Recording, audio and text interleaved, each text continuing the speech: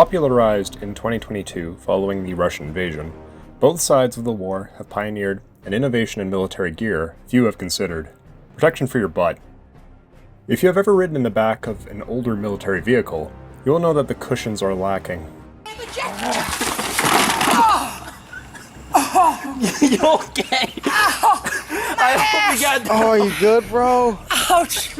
I think I just shit myself. Oh, Your ass is either bouncing on a splintered plank of wood, or steel manufactured in a time when Rhodesia was still a thing. Enter the sitting pad, used by both sides of the Russo-Ukrainian war. Most examples I have seen are not standard equipment, created on a whim with available buckles. All one needs to create such an item is a normal sitting pad and a series of straps. Spray paint and a sewing machine are also helpful. In my ongoing efforts to collect all of Kommando Store's products like Pokemon, I purchased one of their recent products, a Ukrainian tactical sitting pad and multicam. After securing it to my Tasmanian battle belt a few months ago, I have yet to consider removing it.